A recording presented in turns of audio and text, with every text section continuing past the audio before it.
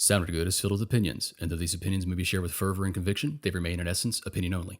What About Amiobi and Jay Ray Gun do not represent PGA Tour 2K21, 2K Sports, TGC Tours, or any other company, group, or individual mentioned or insinuated. We're just two guys with too much time on our hands. Welcome to Sounded Good.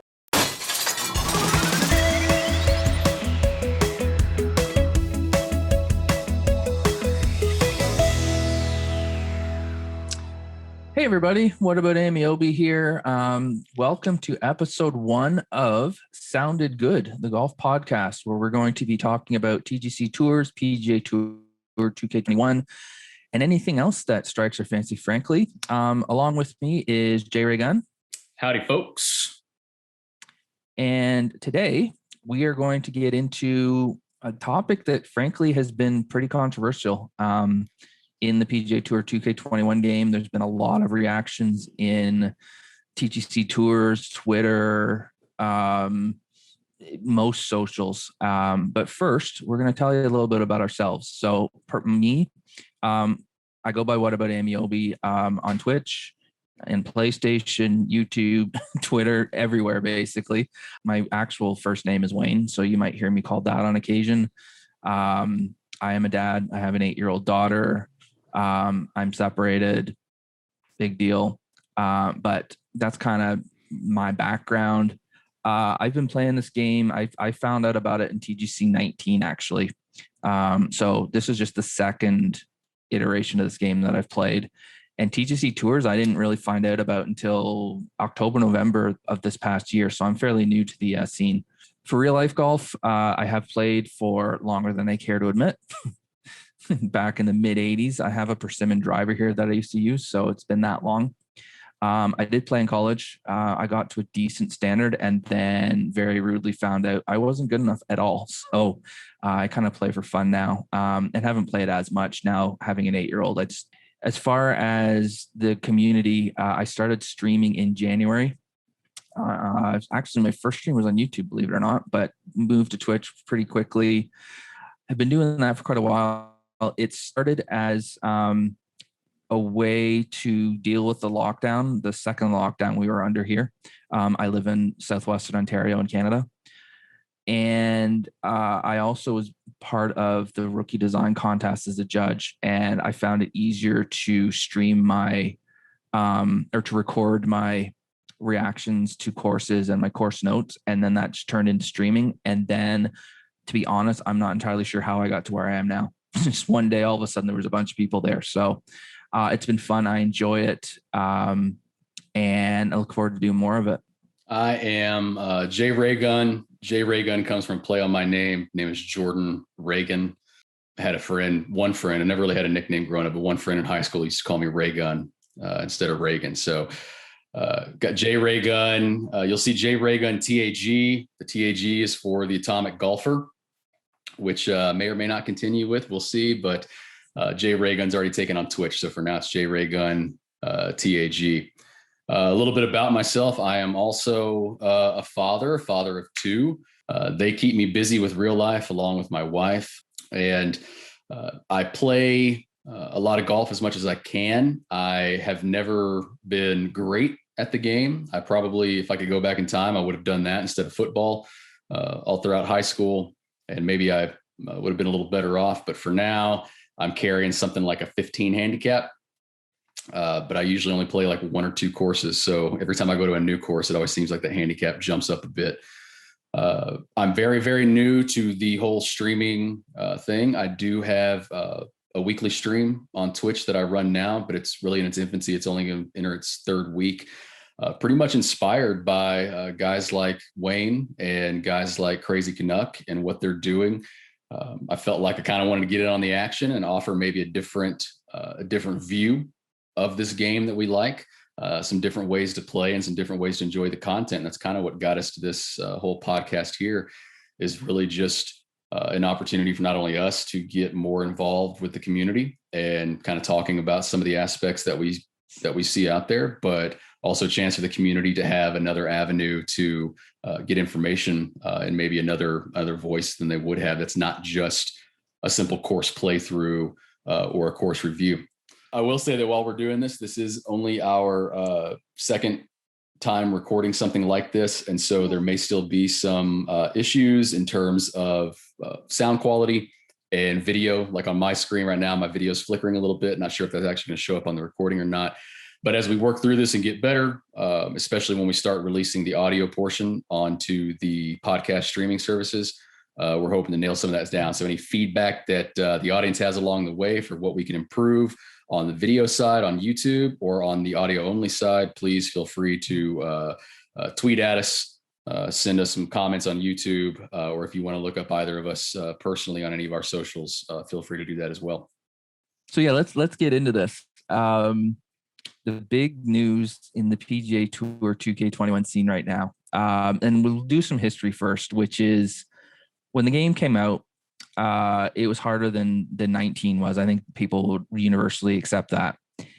And at some point, people realized that for people who are not familiar with the game, there's a tempo model with it. The middle of it is called perfect.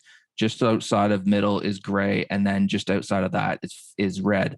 And it's either fast or slow if you miss perfect.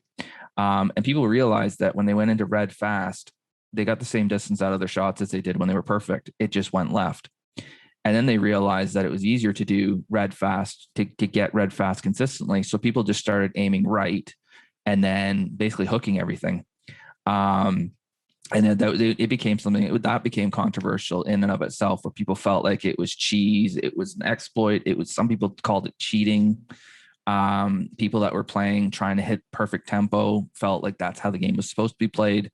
So every now and then that would flare up. About a couple of weeks ago, we all turned on the game and found out that they had nerfed the red fast swing. So now if you hit it in the red fast, if you hit the red fast tempo, you end up losing probably 50 yards anyways off your drive. And so people started having to be like, okay, well, I guess we're playing for perfect right now. And that in and of itself created a lot of controversy. A lot of people were upset with it. A lot of people found the game a lot more difficult. It is more difficult, but maybe too difficult. And then just last week, there was another update where they did the same thing to slow. So if you go into the red slow, it goes nowhere. And they messed around with the short game too. The splash has been a bit of an overpowered shot for the entirety of this game cycle. And people have been using it, including myself, from places that don't make any sense. Like you're a foot off the green and you hit a splash shot. So they made that a more difficult shot to play, particularly partials. So now you can actually like chunk it.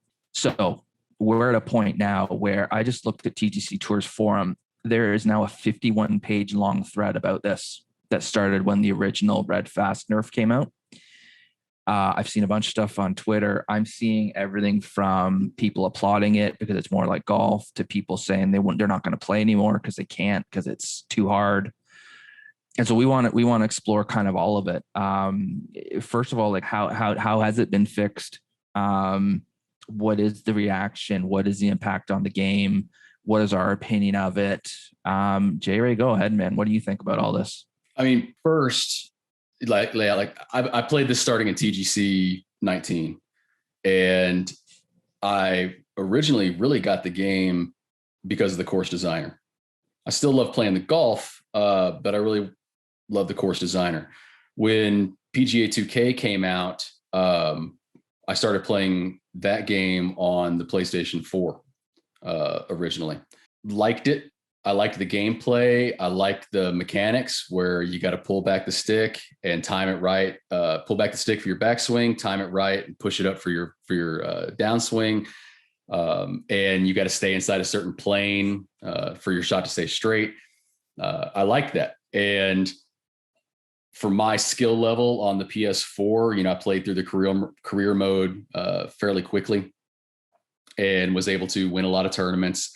But I was playing on the pro level, and I was playing with, a lot of the tools available at that level with the swing meter and everything that, looking back on it now, it's kind of, I wouldn't call it a crutch, but they are some very useful tools to help keep you grounded.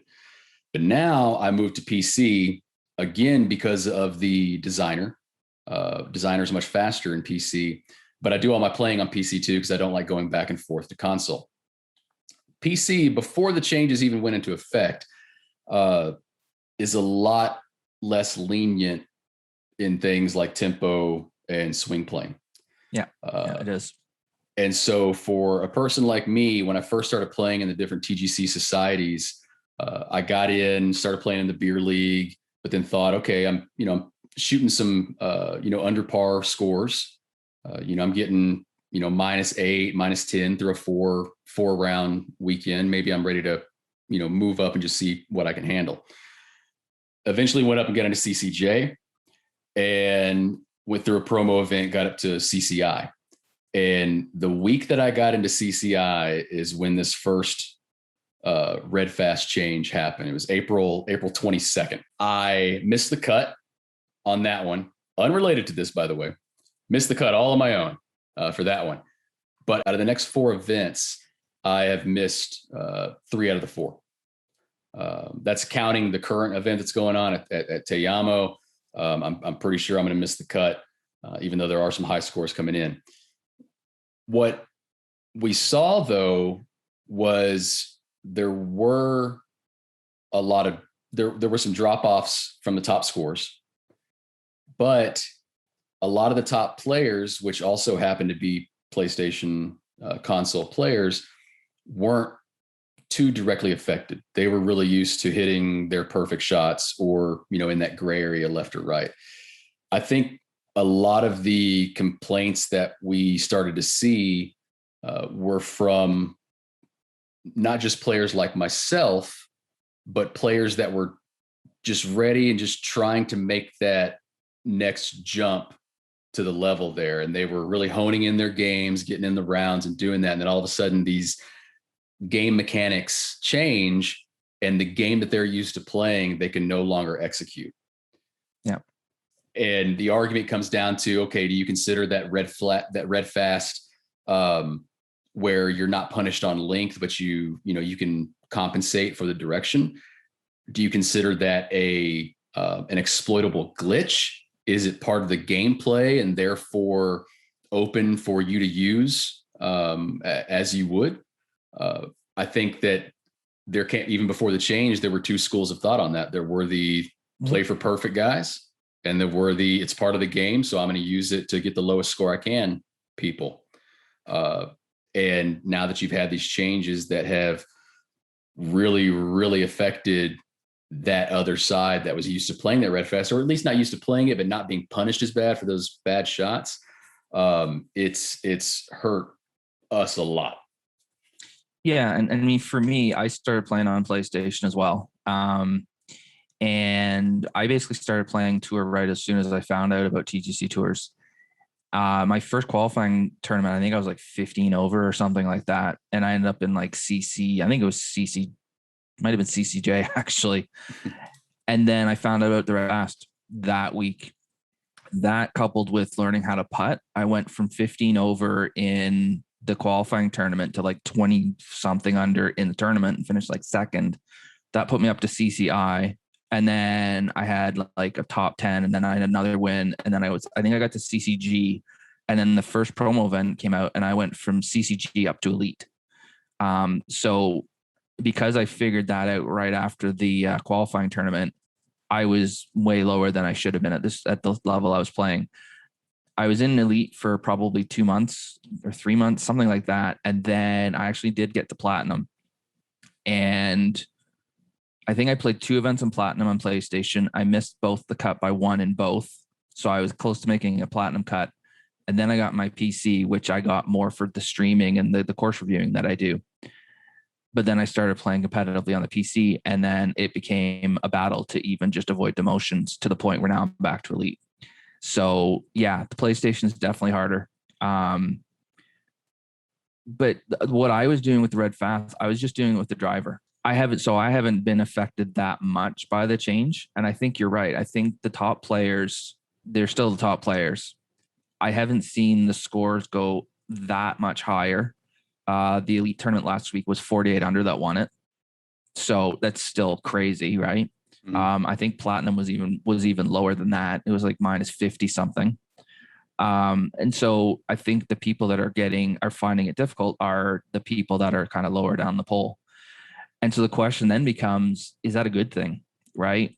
And so I think the hardcore players like the change. I personally, I like it. I think it's more representative of golf, but I don't mind a game being difficult. I think this game is kind of lending itself to being more of a simulation than an EA arcade game, which they're coming, so we'll see. But there are some concerns I have is this going to be something where you lose that casual player because it's so hard?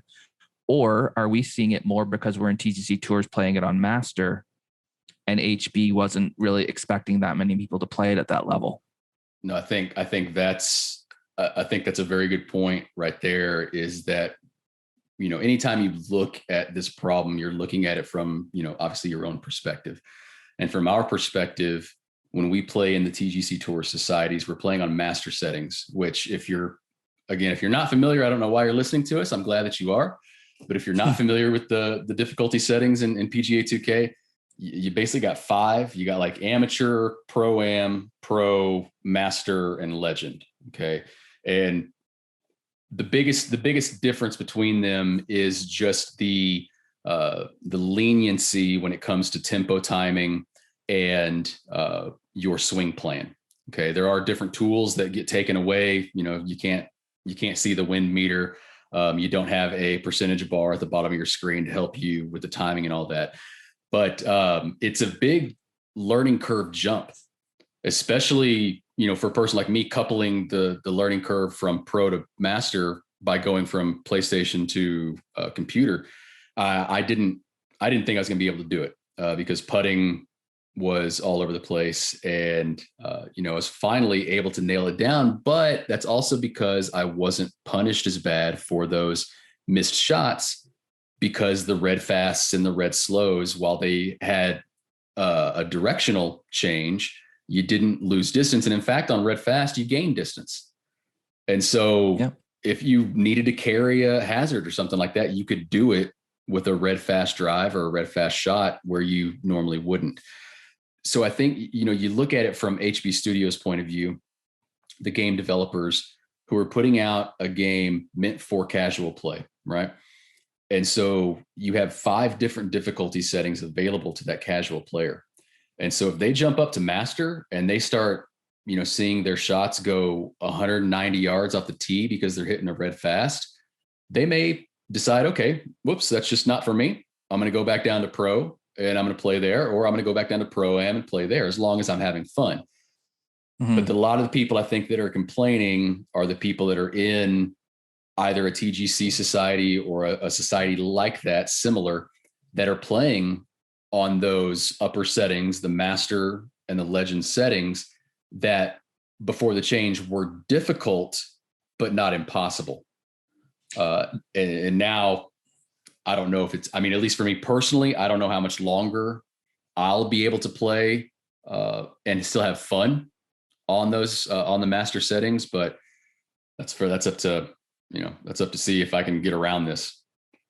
You know what I'm interested in, and I haven't looked into this, and I should have. To the best of my knowledge, the biggest society is the Barstool Society, other than the official one, obviously, right? Mm-hmm. But I think the next biggest one is the Barstool one. It's huge. They play on pro. Mm-hmm. I would be curious to see because to me that is the kind of, that's your sweet spot for wanting to have people playing it, right? Yeah. And you can Barstool, whatever, it doesn't matter who it is, whose society it is. I'm curious so how big of an effect has this been to people who have always played it on pro? Well, I play in Apex Hounds society, and his society is set up for pro. But as far as staying competitive, even though at that level, the really good players that are, they're playing in every society they can, they're getting practice rounds or whatever. Right. The really good players are still shooting lights out.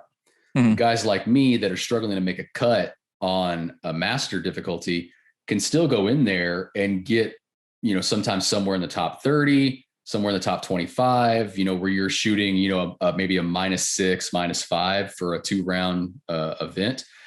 And, you're kind of feel a lot more into it. It also, and I'll admit, it also feels a little bit like not I wouldn't say that you're copping out, but that you're not living up to your potential. Because it's like, man, I really want to compete with these TGC guys in these tours. I know I'm never going to be up to the level of the Sloaners of the world or the Waynes of the world, but I want to at least get to a level where I can have a shot each week and maybe get lucky one or two times, right? Yeah. And it just feels like now I've taken, 5 steps back because of these changes, and I'm going to have to change my game, either change my game via the clubs I use or put in a lot more practice, or just say, look, Masters not just going to be for me. I'm going to have to go to the beer league and play in that and just have fun doing that. Yeah. I mean, that's a good point. So there, a question we have planned was, should it have been fixed? But there's something I want to get into before that. And that is how the fix came about, how we found out about it. And I'm going to call out HB on this one, because if you weren't if you weren't somebody who was involved with TGC tours at all, you would have had no idea that this happened, right? That's the only place that they've really, that was where I found out about it. And I haven't seen anything from HB or 2K saying this is what we've done. Well, 2K, to their credit, however much credit you want to give them, 2K did send out a single tweet on April 22nd that basically said, we've listened to the community and we've now made changes to the swing that you'll see next time you play. They didn't say what the changes were or anything. And so my question then is, why wasn't there transparency there? Why aren't you telling us what you've done? Why aren't you telling us how you've changed the game? Right. Mm-hmm. The most recent game that I have experience with patches was MLB The Show 20 last year's would be 20. And whenever they had an update or a patch, they went into excruciating detail of what they did, and they often explained why. And there was a fairly major change they had with the feedback of hits, like perfect and good and whatever. And they basically said, here's what we're doing. Here's the feedback you're going to get. Here's why we're doing it. And so everybody understood what it was. And then you could make your decision whether you agreed with it or not. This one, it's just basically, I'm guessing there's a bunch of people turned on the game and then all of a sudden hit a duck hook and that went 210 yards and went, what happened? Oh yeah, there's, but the most recent change, there were people on Twitter saying that they fired it up, and again, it was at the end of a week. And so that comes in the middle of a tournament week for some of these societies. And they said, hey, I fired up the game, started my round, ended up in a bunker. And when it took me 4 shots to get out of the bunker, that's when I finally, started Googling around, hey, what's going on, and realized that there was a change. Yeah. I mean, I was streaming and I hit a red slow that went like 240 instead of 290. And we went, oh, I guess they've nerfed the red slow now. Yeah. And then I did the same thing you were saying in the bunker, where I left it in there a couple of times, and it took me a while to clue in that that's changed. I was in the middle of kind of chatting with chat and whatever, and wasn't really paying much attention. And then I realized afterwards, like, wait a minute, that doesn't happen normally. They've changed something here. So I think it was a really poor move on HB's part, or 2K's, whoever's running the promotion show over there now, to not come out and say, we're doing this, here's why. I don't know why you would hide that. I'm not, especially when you've got a competitor coming. Wouldn't you want to be more transparent about that? Well, and I'm a guy that's used to seeing patch notes, for everything from PlayStation games to computer games. I am a recovering Fortnite player and played a lot of Borderlands. A lot of when the new Borderlands game came out, and every time there was a patch or an update, there was an announcement on their webpage, on their Twitter or social media account, whatever. And then they had patch notes associated with it, which told you exactly what each change was. Sometimes they said why they did it. And sometimes, it would have details on how it would affect the game. Now, a lot of it was like, in these shooter games like Fortnite and Borderlands, hey, we're lowering the damage of this gun. We're raising the damage here. You're no longer going to be able to do this. We're changing the timing of that. But at least it let you know that, hey, I have something I can expect when I get in the game. There was nothing like that with this. Yeah. And I think that's just I think it leaves a sour taste in my mouth that you don't come out and tell us that you're doing it. And the thing is, I agree with it. I agree with what they did. I think it makes it more realistic. I prefer it being more of a sim. I remember the old Tiger Woods games, and I just thought I stopped playing them because I thought it was silly. How far under par you would go, and there's at some point you could add spin when the ball was in the air or something like that. Oh yeah, mashing that R2 button, man. Yeah, I just was like, this is dumb. And in my opinion, right, I think this is just because I wanted it to be like golf, and that wasn't. And so I agree with what they've done. I agree with the idea behind it. I'm not sure I completely agree with the implementation, but I don't agree with them not communicating it. I think it's a poor move.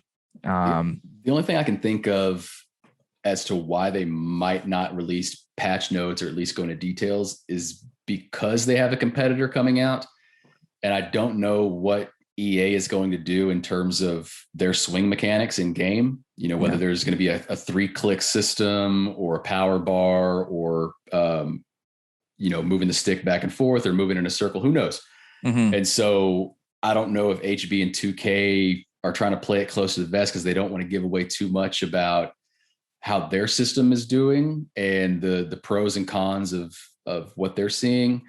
But still, sometimes you got to sacrifice a little bit of proprietary knowledge just to keep your player base informed with what you're doing. Otherwise, when that new game comes out, you're going to lose them. Exactly. And that was what I was just going to say is you need to do it even more now because you've got a competitor coming. The last thing you want to be doing is being all secretive, in my opinion, at least, and ping off your players to the point where they don't want to play anymore.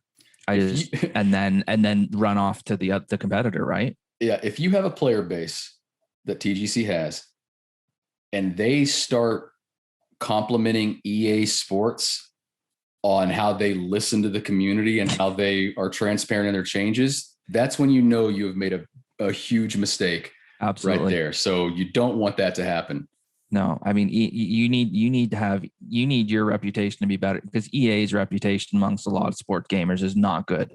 Right. There's been a lot of stuff they've done that people haven't liked. You need to avoid that.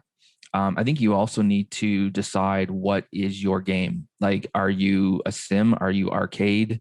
Are you trying to be everything to everybody with the different difficulty levels?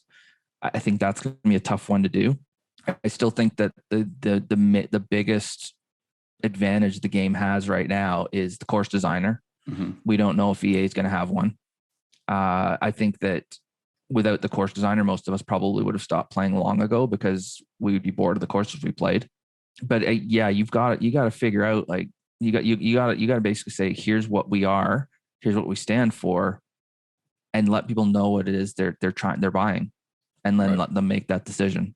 Right. And I think on the other side of that coin, once these changes are implemented, I think it's also up to us as the players, but also the different either players or organizations that kind of run societies. I think it's up to them to also adapt and react to perhaps make the changes as palatable for others as possible. What I mean by that is does TGC Tours start to take a look and say, okay, we're having a lot of fall off in maybe our lower divisions. We're seeing, whereas there may have been 150 people compete and turn in 4 full rounds on the CC levels. Maybe now we're seeing 75. Maybe now we're seeing 50. And it's because people like me, even though I try to finish my rounds, sometimes I go in there and I see, okay, there's somebody on the leaderboard right now at a -12 after 1 round. I'm not going to get there, and if I get in there and I flub a couple of shots and now I'm +3, after the first 2 holes, it's almost like, okay, I'm just going to go play some new courses on my own, or I'll go into the designer and do that and I'll worry about it next week. So did they react? Did they go, okay, we're going to take our CC levels down to the pro setting, and at least on the tempo side of it, maybe leaving everything else the same? Do they react that way, or do they just say, the people that struggle, sorry, this is who we are, this is the society that we've built, and we're fine with that? Yeah, and the question that I get out of that then is do they, so what is their goal? Like, do they want to be massive, or do they want to stick with this is who we are?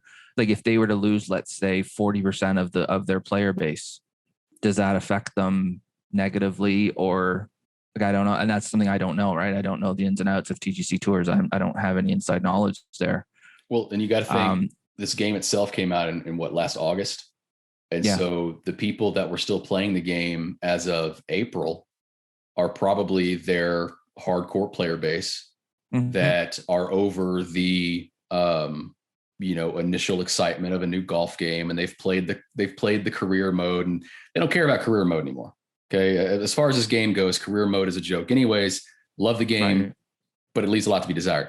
They're in it because they're playing, fun games with their friends, or they're designing courses, or they're in competitive societies, and they're doing that. Yep. So these are the people that, if you make a change that alienates half of that, maybe that's a big number, but alienates half of that to where they give up, what are you left with after the initial shine is worn off your game? If you then take your established player base and basically say, okay, we're going to make these changes and we're not going to tell you anything about them, and it's going to be up to you to navigate your way around them, it doesn't bode well for the next iteration of your game when it comes out. That's true. And it also looks odd when basically the entirety of the information of the change comes from TGC Tours. Mm-hmm. So that tells me TGC Tours knew about it, or HB communicated with them in some way to tell them what it was, so that then they left TGC Tours to then send a post out saying, here's what's happened. That's a bit weird too. I mean, I get it from one perspective, where when the golf club first came out, it was an indie developer, HB Studios is indie developer putting out a golf game when there were no golf games out there, in a time of a glut. And so when TGC Tours came along and established their society and started to get popular, I can see where an independent small developer would use TGC Tours as kind of a guinea pig to talk to them and say, hey, you have one of the more popular societies in here. What if we did this? What are your people talking about they don't like? This, that, and the other. And I know that they've developed a few tight relationships with a couple of different people, and that communication still happens behind the scenes. But HB Studios was purchased now by 2K Sports. So, this first game, PGA 2K, was basically just HB Studios with 2K's backing and branding on it. But this next one that comes out, they're going to be owned. They're still going to be the developer.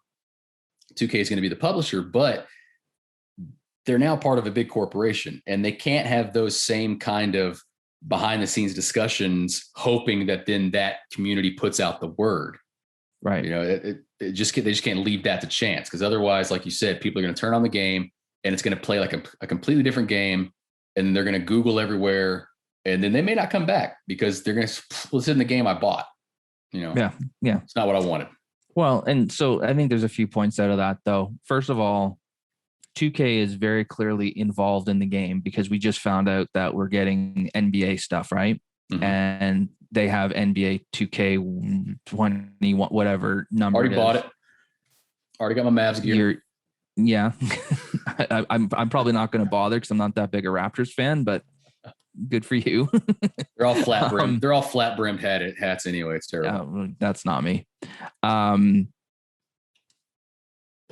But beautiful. You just took me out of what I was going to say. Sorry to get you off track. 2K is heavily involved. 2K is heavily involved. Sorry. Yeah. So 2K is clearly involved. So they have a PR department, surely, or communications department or whatever. Why aren't they using that? That's the part I don't get. And so is this HB and 2K still figuring out how they're working together in the golf side of it?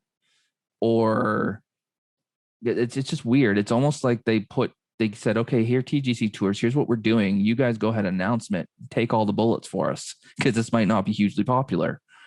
But that gets us back to like, should this game have been fixed? I say yes. I don't think it should have been in there. I was doing the red fast driver thinking this is an exploit. I should not be doing this. Right. Or sorry, I should not be able to do this. Right. Right. But I'm playing in a competitive environment. I'm going to use what is available to me to score as low as I can. I'm old enough to remember when we moved from persimmon to metal, kind of. I'm definitely old enough to remember when we moved from little metal drivers to titanium drivers. I remember when we went from Balata golf balls to solid core golf balls and how much farther they went. And I wasn't sitting there going, well, wait, hang on. Golf is Balata golf balls. I'm not using one of those solid core golf balls. I wasn't saying, well, I don't like the sound of that titanium driver. I'm going to stay with persimmon. Right. We went ahead and used that equipment because it helped us play better. And I looked at this as a similar thing where maybe you don't agree with it being in there, but you're going to use it. Mm-hmm. But I have absolutely no problem with them taking it out because it shouldn't have been there in the first place. What do you think about how they not how they did it, not how they executed, but is the change they made in the game, how the swing mechanic works now? Do you think that on both sides of it, both the red fast and the red slow and the punishing nature of them now, do you think that works well? Like that works as intended as how you would have seen it? I think the first patch, because it's another thing I've noticed with the second patch is the first patch, if you just barely went into the red, you didn't lose quite as much as if you went farther into it. Mm-hmm. Whereas now it seems like anything in the red is about the same. And so I don't like as much. I liked it where it kind of was an incremental drop off the farther away you got from perfect. Right. Right. So I don't like that. I do like the idea though, that you lose that much distance. So I if I look at a hole where I'm thinking I might want to carry this bunker or this creek or whatever it might be, now I have to sit there and think, okay, I have to hit this well. And it's like playing in real life where I'm like, I got to hit this solidly to get over that.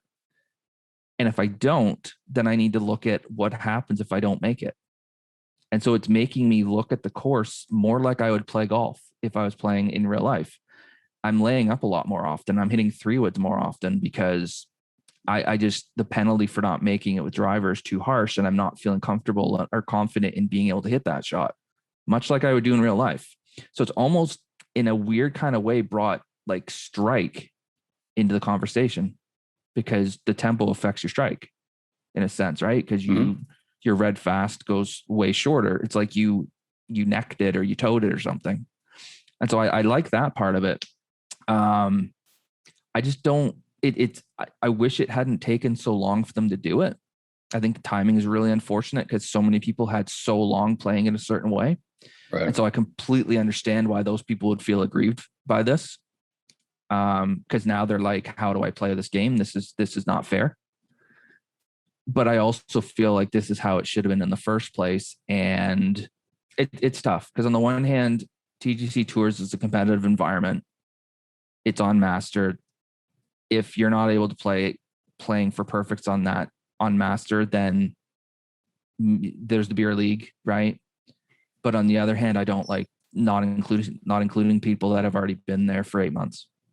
Yeah, I think if the game came out today with the settings that it had or has now, I think that you'd probably see, because TGC Tours had to adjust their societies whenever the new game came out because the gameplay was different than TGC 19.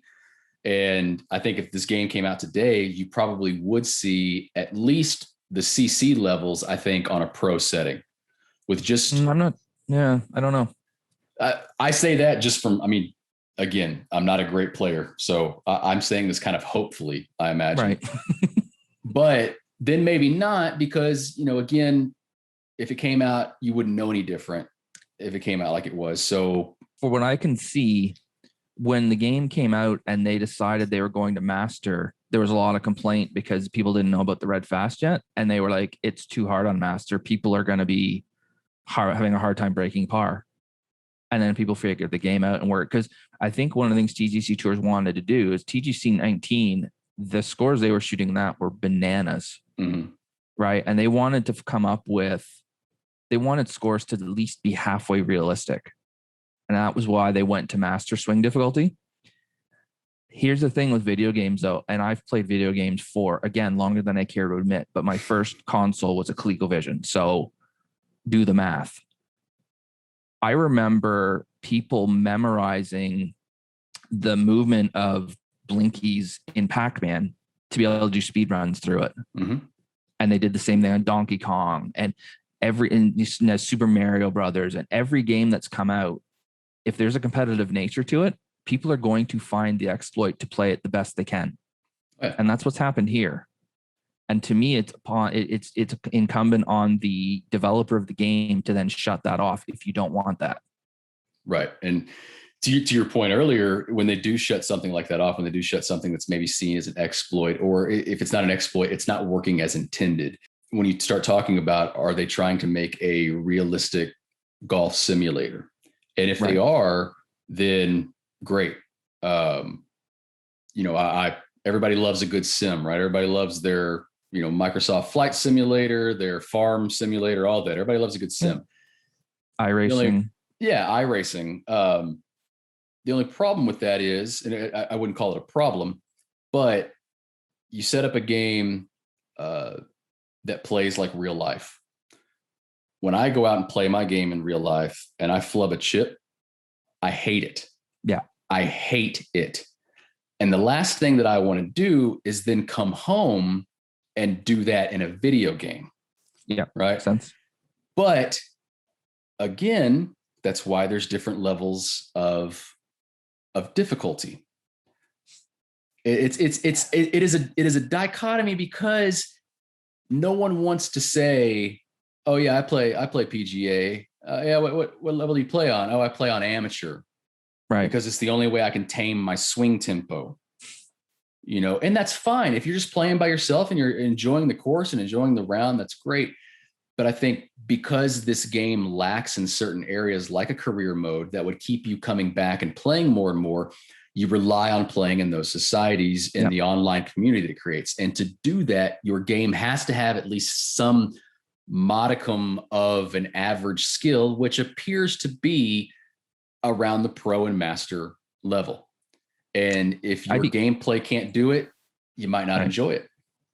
Yeah. And my guess is that HB intended this to be played at pro, but that was kind of their majority / plurality of people who are going to play it at pro, right? Look at most games. Most games have that normal setting, easy, very easy. And then you have hard and extreme, whatever. There's usually that normal setting.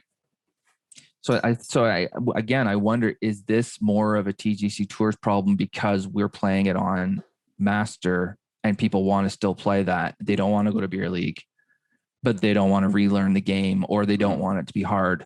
I mean, what I want out of the game is I want it to play realistically as if I was a scratch or plus player. I don't want I don't want my 5 handicap version of myself in that game. I can do that outside, and it's infuriating at times. Right. I want to be able to break par, but I also don't want to be shooting 45 under for 4 rounds. Yeah, I want there to be a little bit of realism to it. And I think that's a very, very difficult thing to pull off. It is, especially I think for a game like golf. Yeah. Where you watch the pros play and there are tournaments where, a -5 wins the whole tournament. Mm-hmm. And then there are tournaments where a -20 something wins the whole tournament. And you look at that and you go to a real golf simulator like PGA Tour, and you go to some of these societies like the Barstools and the TGCs, and you're seeing 4-round totals in like the -48. And you're thinking 70s. Yeah. And depending on the course, depending on the player, depending on whatever, there's a lot of things, but you can shoot lights out on these. And so people see that and they think, okay, there's got to be a way for me to do it. But then they get into it and they're like, with every video game, there is that top 0.5% that is going to be better than you no matter what you do. And you got to find a way to be able to, just like on the real course, you got to play within yourself, right? You got to find, if you really enjoy the game, you got to find a way to play it that is enjoyable to you and not worry about whether or not, Johnny's playing it on a Master or this society plays on Legend. if you're comfortable with pro and you're not hating yourself during your round and about to break into tears because you can't get out of the damn bunker, and you can do that on pro, then stay on pro and everybody's happy. And then you can't play in the tours anymore. And that's kind of where we get back to. Exactly. The other thing, and you're not happy. And that's, so we go round and round, right? The other thing that I want to address though is it's been some of the reaction that I've seen, and some of it, I understand people being frustrated. That part I'm okay with. There has been a lot of complaints. One of our good friends is not playing competitively anymore because of all the complaints, which is unfortunate. But I understand people making the complaints they are. The thing I would hope we avoid, and again, one of our friends sent a tweet out, and if he listens to this, he'll know who he is. Apologize for calling you out, but it was something about the effect that he was positive. He was being positive about the swing change. He's like, this is how it should be. And for people who are complaining they can't red fast, and there was this GIF and it says, "It sucks to suck." And I just thought, I don't know that that's the kind of message we want to be giving to people who are struggling with a major change to a game. Yeah. You've gone through it. I'm probably going to go through it. The person we're talking about has gone through it, where we were playing at a certain level and we were finding, kind of getting into a groove and working our way up. And then now with the changes, we've taken a couple steps back. And a lot of times we measure that with where we're at in the TGC society. Right. And some of us have gone from platinum down to elite. Some of us have gone from elite down to the CC level. And some of us are looking at the bottom of the CC level going, man, do I even belong here? Can I, if I want to at least see my name on some leaderboard on a website, if that's important to me, do I need to go play, in the beer league where we're down at the pro settings? It sucks to see some of these changes affect the content creators that we've grown to enjoy their content. It not only affects their willingness to play the game, but even when they're playing the game, when all they're getting is feedback, not even related to the content they're putting out, but it's just people finding one more person to, shift the blame to, even though they have nothing to do with it. Yeah. I can see where they would like, I don't want to put up with this. There's no reason for it. Like I'm here playing a video game for your benefit that I was enjoying. And I'm sorry these changes have happened. I personally agree with the changes, but if you don't, like, I'm sorry, it's not my fault. I didn't do it. Yeah. I never got that. I never understood why they would direct something like that to someone not involved in the development of the game. No, me either. I mean, I'm not a big streamer, but I haven't gotten any of that. Like I haven't had anybody, I've had people ask what I think of it, but I haven't had anybody complaining. Like I haven't had like full on complaints. So the present state of the game. You think we're going to have another patch before the end of it? I don't know. What would they do? My only thought would be that the pendulum has swung too far in the correction and that it might come back a little bit, but I'm not sure how they would do that or justify that. I don't know. Well, and the one thing we haven't talked about yet, and we really need to, is the Xbox player. Yeah. The who are there Xbox players of this game out there? Because they're the ones that have taken it the worst in this. Like a lot of people are saying on Xbox, the only way they could play was the red fast because it's something about how that controller pulls. It's basic. I've read some people saying it's impossible for them to get gray. It's either perfect or red. That must be just a delight to play like that. Yeah. Where it's the skill of yourself is not even, taken into account. It's totally the equipment and the software. Yeah, and that's the kind. So those are the people I really feel bad for. Is you basically have no chance to compete at TGC Tours because you figure at least half of your shots are going to be red. They're going nowhere. Like, how can you play? So that person is then basically being told, well, sorry, you're going to have to go play pro or pro-am or whatever. So is this a death knell for PGA Tour 2K? I'm curious about why it's so much harder on Xbox than the other two platforms. PS4 is the easiest. I haven't had an ability to play PS5, but from our friend Lucas, it sounds like it's similar to PS4. PC is a little bit harder. It's not like outrageously harder. It's a little bit more difficult. And then it just seems like Xbox is extremely way more difficult. I'm curious why that's the case. And I'm curious.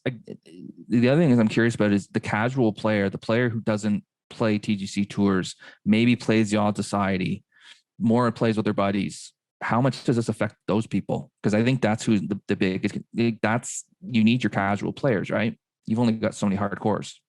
I honestly think that the majority of those casual golf game playing fans out there, I think their time with the game has kind of come to an end. Yeah, probably. I mean, the game when it first came out, I enjoyed it, and they've tried to come out with new game modes. The Divot Derby, and there's ways to do some 2v2 play with friends or things like that, but it's not anything extra that's going to keep you in the base game. You know, as we mentioned, the big draw for us is all the new courses that come out. Course designing for me, in particular, keeps me coming back to the game. If they came out with a game that was PGA Tour 2K and PGA Course Designer, I would buy the PGA Course Designer, and I probably wouldn't buy the other one. Right. But that's just me. But I think, they make these changes, and I will say this about a developer: you cannot be reactionary to everything. Right. Because there will be a vocal minority that wants you to change every little bit. And if you start trying to please everybody, you will break your game. Totally. And I think you also need to give it some time for people to get used to it. Certainly.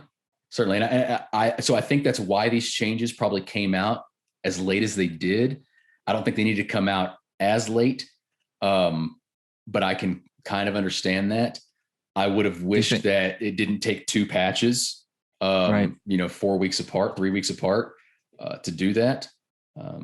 I think that if they had done that better, released it better, had more communication, it would have been met with a better reaction.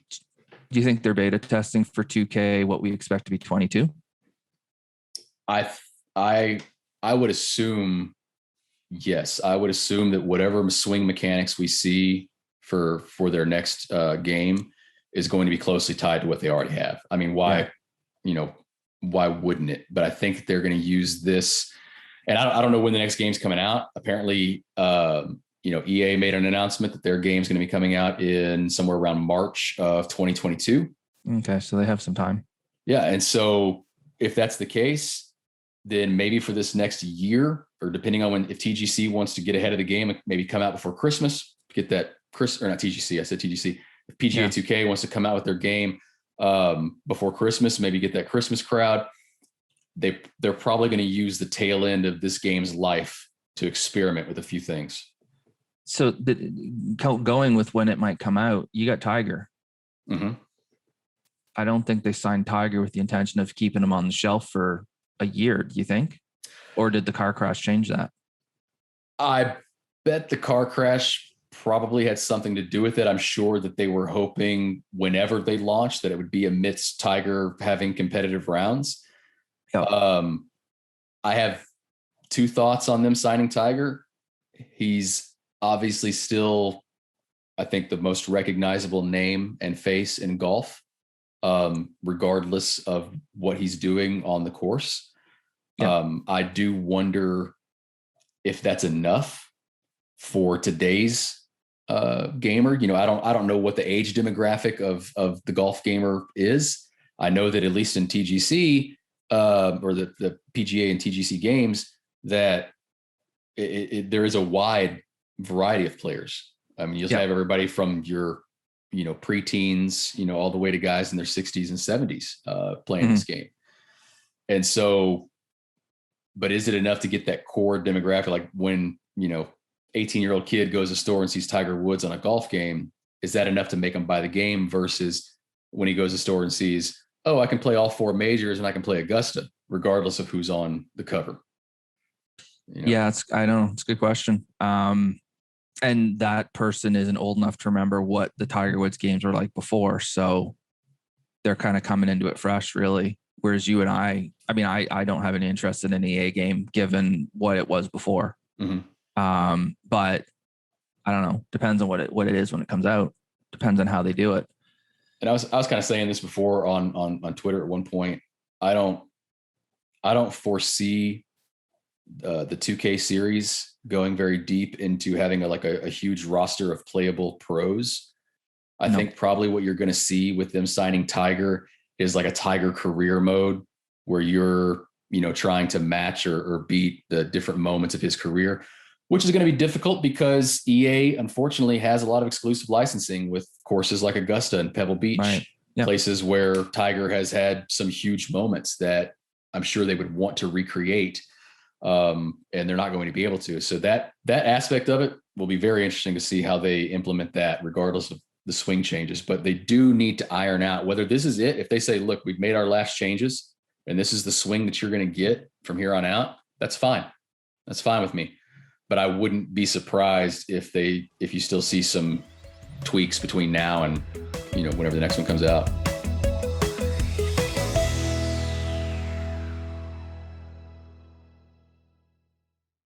We should talk about what we're up to this week with our streams. Yeah. So I'll let you go first. Okay. Real quick. Let's see. We're going to be publishing this on Tuesday morning. So if you're hearing this before 10 a.m. Central Time, I will be streaming Tuesday and Thursday this week from 10 a.m. to 12 p.m. Central. That's 11 a.m. to 1 p.m. Eastern. If you're in Pacific Time, I can't do that math. I apologize. We'll just look for the Twitter or the Twitch alert. This starts at 8 a.m. Pacific. This I know it's early. Morning coffee, and let's watch Jay Raygun. So I think this week we're going to go back and revisit our It Takes a Village Twitch design course. I think that was fun last time. I want to get back in that, where our chat basically tells you what they want to see in a course, and I make it happen through the magic of the course designer. And then a little later, we'll go through, and I think we're going to have some more reviews of some designers that I think have gotten a bit too big for their britches. Some guys, maybe they've gotten a few too compliments. One of them just happened to win a recent contest I think we're going to talk about. Don't know how it happened. No one wants to listen to me when it comes to course judging, but we'll probably get into a couple of those courses. So it should be a fun week. Cool. What are you up to? I'm Monday to Friday. I go Eastern time, so 1 to 4. I'm actually getting back to what I used to do. I've had the last 2 weeks where the Design Syndicate was taking up 6 of those 10 days. Design League took up the other 3 of them. I've had like 1 day in the last 2 weeks where it's been just me choosing courses that I want to play and give feedback on. So that I'm going to be back to that. Tuesday, we're probably looking at doing the Dirty Ankle Society Mafia rounds. Wednesday will be my competitive rounds. And then the rest of the week is going to be me. I have a backlog of courses that people have suggested or requested for me to play. And I'm going to be getting through those and giving feedback on them. So that's what my week looks like. I have a pretty set schedule usually with what I do. So I'm just going to keep trucking along, and maybe one day we'll be in lockdown here. That'd be fun. Yeah. So come check us out. Twitch.tv/JRaygunTAG or /whataboutamiobi, AMEOBI. Come check us out and say hi and stream. Absolutely. We'd love to have you.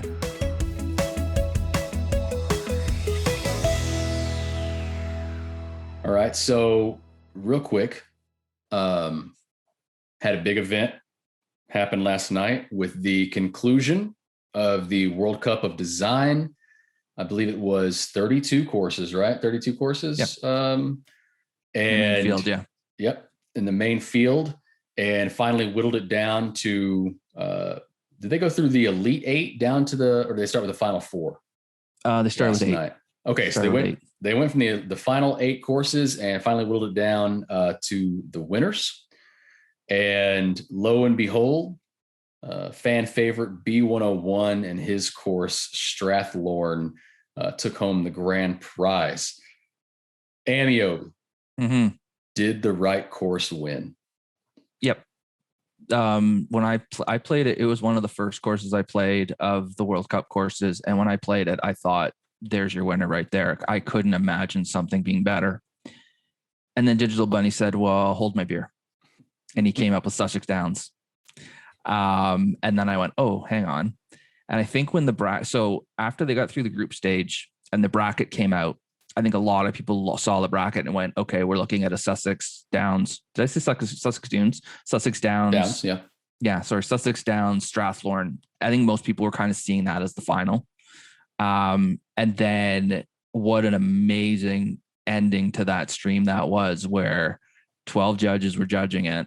6 had Strathlorn, 6 had Sussex Downs, and they had to go to the average total score. But I still think Strathlorn was probably marginally the better course. I think that Sussex Downs is a more fun course. And I think that's Digital Bunny's thing. He does some really awesome, fun courses. I mean, when you make a course where it's tees and greens and rough and nothing else, that's you know what you're getting into, right? That's pretty awesome. Absolutely. So I thought Sussex Downs was an absolute riot to play. I thought it had a lot of great features in it. I thought there was a lot of great strategy in it. Ben just had that little bit more polish, maybe, or I'm not sure what it was, but his course just was that little tiny half of a quarter of a notch better than Sussex Downs. And I think it was the right winner. I agree. I think that if there weren't any other courses in the competition, and it was just Sussex Downs and Strathlorn coming in head to head, playing them, I enjoyed playing them both. I like you. I think I enjoy playing Sussex Downs a little more, but that's just because there's a lot of holes on there that you kind of want to try something different next time you play it. You want to see if you can maybe get to the green, if you land your shot here, or, you got some different wind or whatever, and, you can play a hole differently the next time you're out there. I think B101's course is a course that you could probably take and find a plot of land and build it, and it would look like a course, like a real course, right? Yeah. And I don't think you could do that necessarily with some of the whole designs of Sussex without it looking really manufactured. Yeah. But so I think that's what separated it. At least in my mind, if I were a judge, that would be where I would separate it. Is, do I give the nod to the course that is obviously well made, and very little you could really poke around, but is more realistic in terms of what I would see in real life? Or do I, give it to the one that I hesitate to use the word fantasy, because there's nothing fantasy about Sussex, but there are some whole designs that may not work in real life. Or if they did, they would be people would see them maybe kind of gimmicky if you saw them in the real world. I think you get away with a lot more in this video game because you see a lot of things differently. But there's a lot of elevation change, for instance. Yeah. Yeah. And so I think that was kind of where the two separated. But I could be completely wrong. I'll have to talk to the judges about that. Yeah. For me, what I really liked about Sussex was that it looked like there was a patch of land there. I think Mayday explained this on the stream, where he's like, basically you had farmland there that they said, okay, let's make a golf course. And they routed the holes around the land that was already there. It looked like it fit. It looked like it fit its environment perfectly.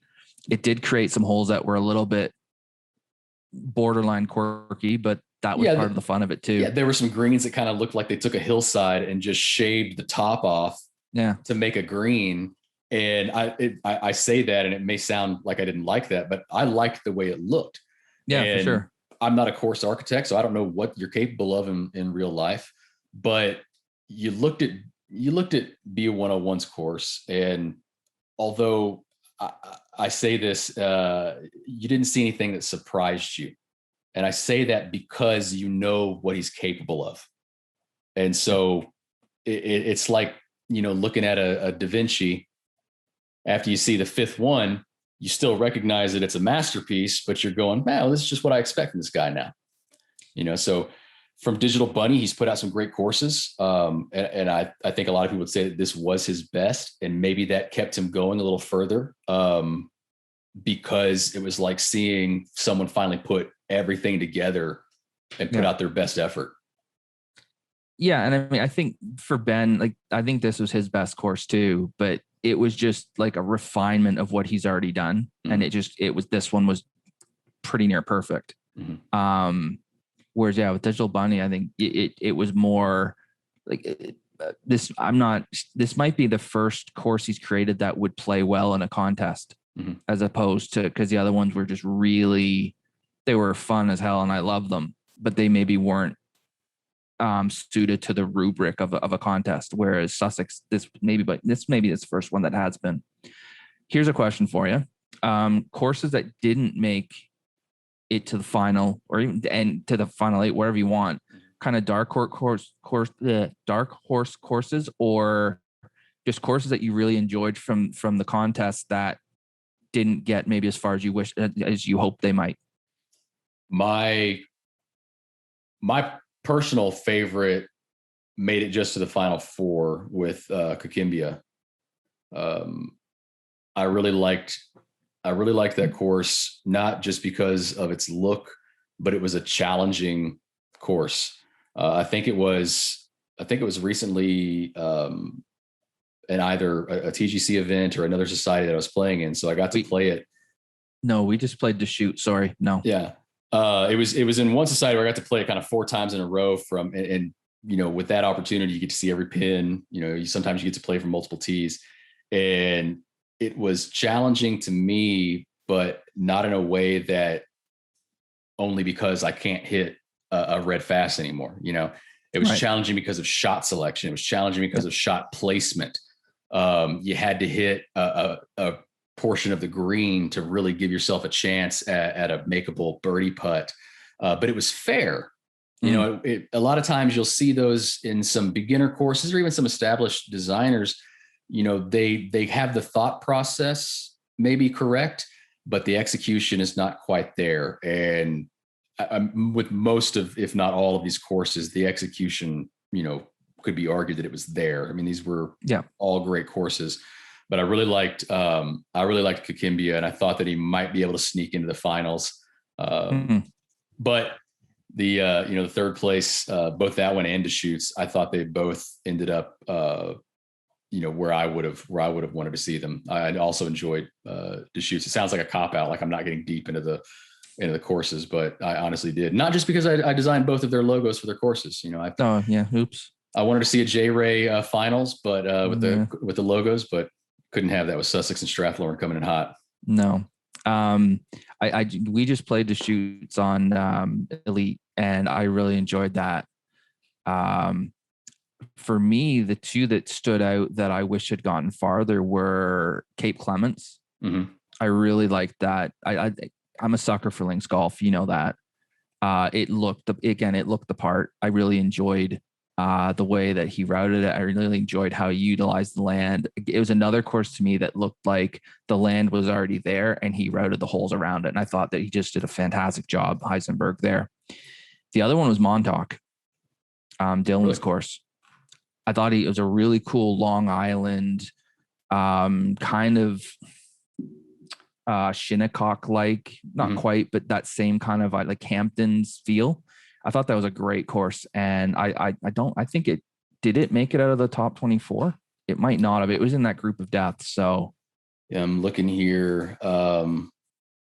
I just remember being surprised that it didn't get farther than it did, because I thought it was fantastic. Yeah, it made it out of group stage, and it ended up in the ended up in the Sweet 16. It lost to Harrier Creek. Okay. Yeah. That's and I think Cape Clements lost to Avongo, if I remember correctly. And it might have been a 3-3 where it was the average the average score that knocked it out. Yeah, and both of those went, both of the courses that defeated them went pretty deep into the competition as well. So it's hard to be upset. No. I like them both. I think they were just victims of the draw, frankly. The wheel of drink of Mayday. They just got put in a tough spot where they probably are higher than top 16 courses, but they were in the part of the draw where it was just tough to get out of it. So those were my two, though, that really stood out that I wish had gotten farther. One that I really liked, and that was an early publish that was hit the window pretty early, was Champlemineux. Zizi Champlemineux. Thank you very much. When that one hit, I honestly thought that one was going to be one that would be talked about. And I think it's just, man, it's going to be, personal opinion. I think Strathlorn came out not long after that one. Yeah. And when Strathlorn came out, I think it kind of took maybe a little bit of the wind out of the sails. But I loved what he did, Crizzy. I loved what he did, not only on the course with the look, but especially off the course. I mean, it's like a, French mountain hillside village there. And it looks, very, very natural in terms of, I guess the civil architecture and where you would have a city. Yeah, he did a fantastic job of that. I agree. Yeah, I love some of those looks off there. I mean, the World Cup as a whole is a fantastic contest. It was a fantastic event. It was a fantastic advertisement for the level of design that's in that community. Mm-hmm. I don't know. Was there a bad course in? There was maybe one or two that were kind of like, it was okay, but you wouldn't. There were the course is just the level that we're at right now. What we consider to be an okay course a year or two ago would have been amazing. Yeah. So it's wild what people are coming up with. No, absolutely. And then with National Treasure just coming out now, courses are just starting to come out. I mean, we're getting to a point where we're just excited every time there's a contest, and I'm waiting to the point where they can't get any better, and we almost start being let down by it. Well, we've hit the bar, right? The bar can't go any higher than it is. Well, and real quick, I think kind of as we maybe bring this to a close, one of the things that I wanted to mention is, we did have the final results of this World Cup of Design come out last night, and we're already 3 days into the publish window for the next contest, which is National Treasure. I wonder is there a benefit to being one of the first published contest courses out? Like, if you get your course out there quickly and get people talking about it and get the plays and, get the hype going, is that more beneficial than someone who might publish, the day before or the day of the window closes? And so, because this one, the published window is from May 15th until I think June 15th. Right. So you're going to have a full month, and there's already courses out. And I'm in this contest, and I'm probably not going to publish my course until, an hour before the window closes. And I wonder if that's a detriment, because there's going to be so many others out there that have already gotten their hype built up that no matter how good my course is, some people's minds are already made up about who's going to win this thing. On the contrary of that is, if you come out in the first day of the window, by the time you get to the end of it, have people forgotten about your course because there's been all these other ones coming out? That's true too. I don't know. And I think the other thing to keep in mind is that there are certain designers that no matter when they publish their course, their reputation is going to make everybody be waiting for their course, right? Right. They could release it at 3:30 in the morning on a Wednesday, and people are going to be up playing it because they're like, oh my God, it's like Ben, for example. Yeah. Right. What did Ben do this time? It's the new Arctic Fury. We're going to check them out. Yeah. Yeah. So I don't know. Yeah. I think there's probably pros and cons to both sides of it. I think the best thing to do is release it when it's ready, and not a moment earlier or later than that. But yeah, it's a great point. It's worth exploring. Plus, I would like to think that the judging panel kind of insulates themselves and doesn't really, not really affected by the nice that some other people may be causing in terms of hype and all that. So speaking of judging panels, the Design Syndicate Battle, which has been a wonderful experience for me. It's been hugely beneficial for my YouTube and my Twitch channels. But it's also just been a massive amount of fun to do. So we've done all the playthroughs on the stream. We're in the middle of judging the courses. Mm-hmm. I played all the courses, but I haven't played them in detail yet. I've played them in the sense I've played them on stream where I wasn't going to give anything away about my thoughts of the course, because we're going to have a results show. I'd like there to be some suspense for that. I don't want to just give it away before. Oh, absolutely. Yeah. And so because of that, I almost spent more time paying attention to chat than the course itself. And I just let the course speak for itself. Right. So I think I have 3 more I still need to play it, like to really get deep into, to get an idea of what we've got. But it's interesting. It's going to be very interesting to see. So Barbarian Design Group versus Greenskeepers Collective. The winner of the entire turn, the course that gets the highest score is going to be automatically into the Challenge Circuit event. And the team that wins are going to have their courses featured on Is It Though on Victory Lane Sports channel, friend of our channels and friend of the podcast. So yeah, we're in the middle of judging that, hoping to get this done sooner rather than later. I'd like us to be done before the National Treasure publish ends, hopefully. I would think a month is more than enough time. But I would like for these guys not to get drowned out by the National Treasure stuff cranking up because the published window has ended and now they're getting their results going. Absolutely.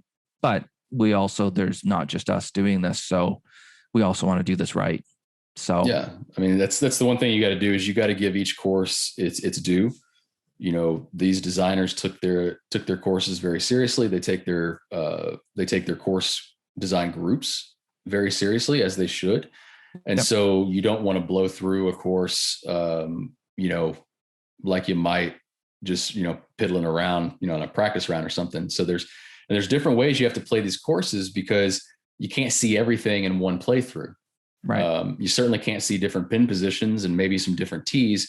And so you really got to, play it through maybe once, twice, take a fly around. If you're lucky enough to be on PC and can take a fly around to really see the details of these. And it's going to be an interesting matchup, because it's not just, which group was better than the other, but it's going to be head-to-head matchups of individual courses. And you may see some that maybe win their matchup that wouldn't have won had they been matched up against another course. Yeah. And so it'll be fun to see how those results shake out in the end.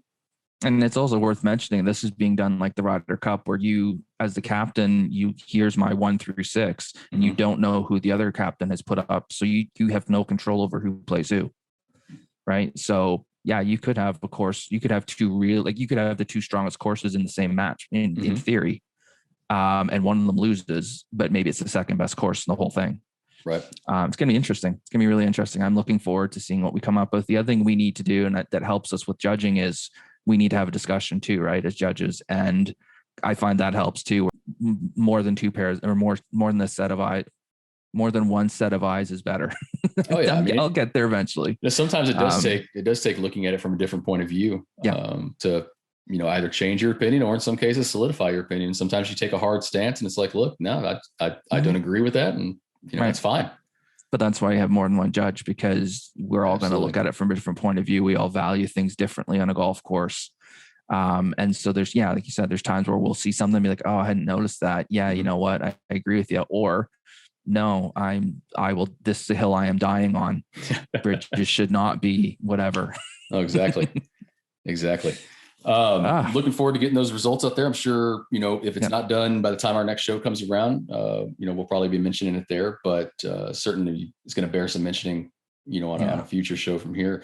For sure. As we continue down our podcast, I hope you enjoyed today's episode. There's probably going to be plenty more about the Red Fast and any future fallout, especially if there continues to be tweaks to the gameplay. Coming up on future shows, we're hoping to get into a couple of different subjects, such as TGC Tours, a little deep dive into TGC Tours, how they developed and what they do now in terms of their dual roles as a host of various societies for competitive gameplay, but also as kind of the nexus for a lot of the game course designers that are out there right now, and kind of the path that new designers have and how TGC Tours plays into that. Along with that comes some designer do's and don'ts. I'll be coming at it from the side of somebody that does design courses, whereas Amiobi is going to be more, real world strategy guy that's going to look at this, going to look at your design and say, does this work? And if it doesn't, may not know how to do it, how to make it work, with what tools you got to use. But hang on, wait, time out. I have designed half of a hole. That's true. It is fine. It was a hell of a half of a hole. Damn fine half a hole. It was fantastic. But yeah, you're right. I don't really design. I don't have that spatial awareness, I guess, the visual. I'm usually pretty good at looking at something and it looks right or it doesn't, but often I'm able to go, this doesn't look right. Mm-hmm. I don't know how to make it look right, but this doesn't look right.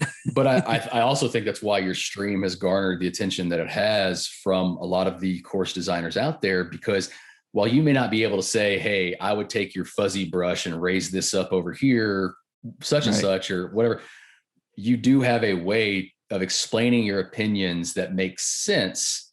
And so it is up to us as the designers to go in there and make them into a reality. But it's also beneficial because you're able to explain why maybe a bunker should be over here and not there, why a fairway shouldn't stop at 280 yards, which is something that some people need to hear. Otherwise, they watch a lot of tutorial videos, they find out how to do something, but they don't know why they should do that thing. Yeah, and I mean, I have fun doing it too. So it's kept me sane through the lockdowns we've had here. But it's also been cool to meet people like yourself and all the other people that are in our kind of shared communities. I've enjoyed that, and I'm happy that people find that valuable. So, and then with your stream, you have some fantastic ideas of what you're doing. The thrifty golfer guy was it Thrift Legend? Yeah, Thrift Store Legend. Thrift Store Legend. Yeah, you might have underestimated how difficult the Legend difficulty was. Yeah, swing changes may prevent that series from being ongoing, but we'll the chat, obviously the people that come in and watch you, they're just as important as you are, because without them, there's no one watching you. Right. And they have a lot of ideas of their own. And so you really figure out what people like and people see. So, I think with this podcast. Yeah, I think it takes a village. I think that's a great idea. I think it's actually a bold idea too, because your first hole is quite interesting already. Mm-hmm. But you're going to get that involvement from people that is going to make them want to come back, because they're like, okay, now what can we do? And some of it might be, how crazy of a course can we make this guy make? Right. Can we make this course as good as Fortress de Bouslier, for example? I'm glad you said it, not me, because I can't pronounce it. Buggers trolling me with that course. We might have to get into that a little deeper on the next show, and the little wool that was pulled over your eyes today. So, that was bad. But Wayne will give you the last word to send us off. Well, I appreciate you guys if you've hung out this long. This is longer than we were planning on going. This is part of our learning of doing podcasts. We both like to talk, it turns out. So we'll keep that in mind going forward. But if you have any comments, any suggestions, anything you'd like to hear us talk about, anything visually, like the video wise, audio, I'd love to hear from you, like how you're listening to us, whether it's you're using the YouTube page, whether you're using the podcast software when we're able to get it to that point. I think that'd be awesome. Any feedback, any suggestions, basically anything from you guys would be wonderful. And I just want to say thank you to you guys for the support you've been giving both of us so far with our streams. And thank you for those of you who've given us so many kind words about us starting this podcast. Check our Twitters out below each of us. Yep. Sounded good. Here we go. There you go. Like and subscribe everybody on our YouTube channels. Follow us on Twitch. Smash that like button. Have a great week, and we'll see you again next week. Bye, guys.